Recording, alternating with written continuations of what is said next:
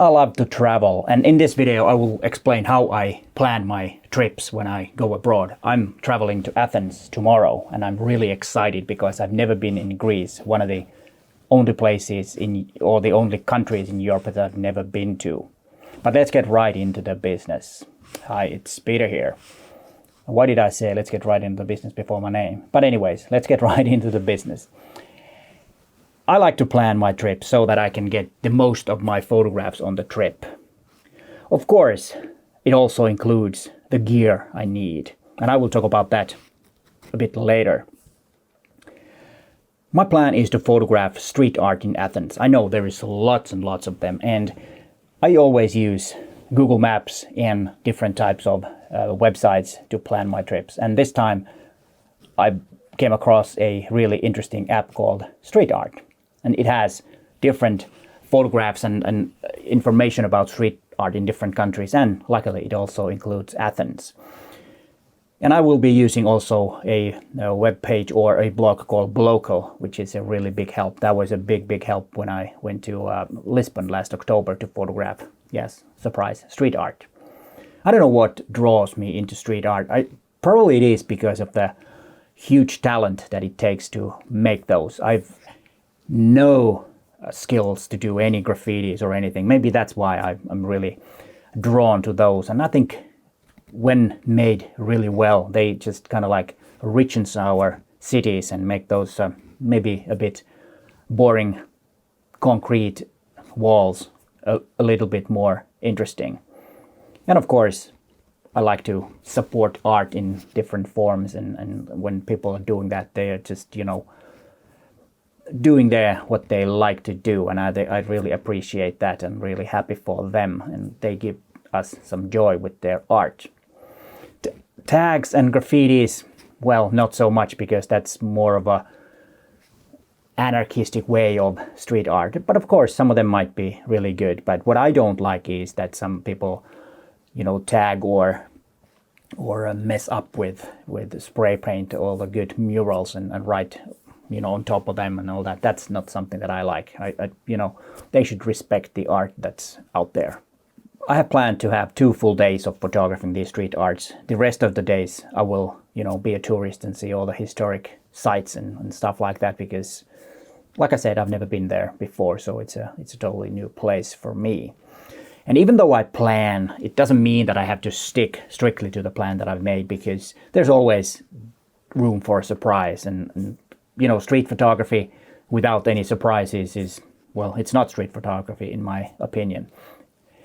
The reason I like to plan is probably because of my background as a professional photographer, because when you have a gig that is you're commissioned to photograph something, you need to plan and you need to figure out what to photograph. And it's also a blessing and sometimes a bit of a burden that you have to plan your photographs, because it is also a spontaneous form of art that you photograph what you see. And always when I have made the kind of like a route to see all the most interesting street arts that I want to photograph, of course walking between them, there are things that I will look for and see if I can find some interesting street photographs also. And of course that kind of comes together when I'm over there, how I feel the place and what I find interesting, because I've never been there before, like I said many times already. So I need to look a bit more around, because I don't have any kind of like pre-knowledge of the place in the way that I've been there and experience it. So that will of course affect the way I will photograph, because it's something that I cannot decide before I'm there. And like I said, it doesn't really matter if I don't stick with the plan, because I also like the act of photographing, just to walk around with the camera and look around and experience the whole things and photograph if I feel like it. I'm not carrying a lot of gear, for example, so I don't have to really think that what lens should I go. I think that's just distracting. I just will have my own 5 and the Zuiko 20mm f1.4 Pro lens as my kit. I don't take any other lenses. I sometimes have 2 lenses with me, but this time I will only have 1 lens.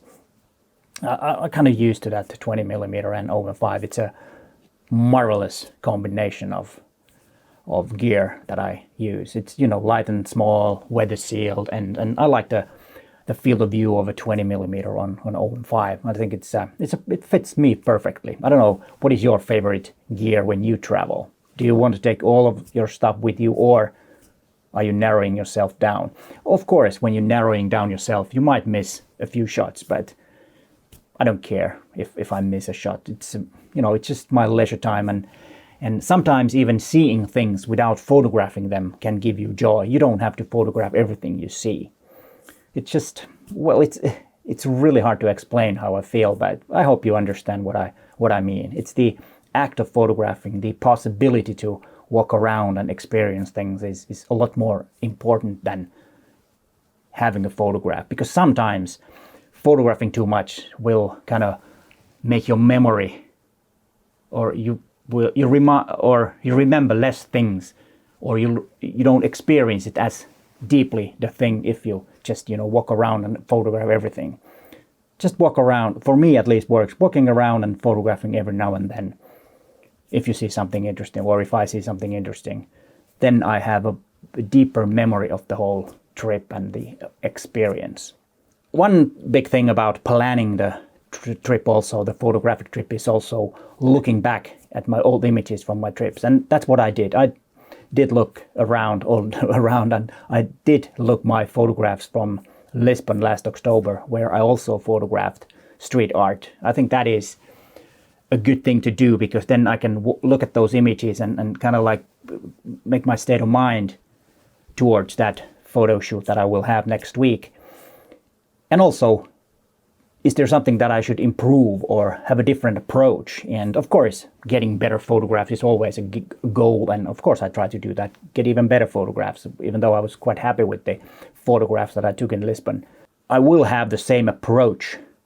And the approach means that I will try to add something to the image, not just to copying the street art, but getting a bit of the surroundings, maybe have some people in there, or you know, look for colors if there are some similar colors in the streets, and you know, it sometimes just doesn't happen. But well, if I'm patient and since I have 2 full days, I think I will manage that. I'm not in a rush, and like I said, if I miss something, I don't care.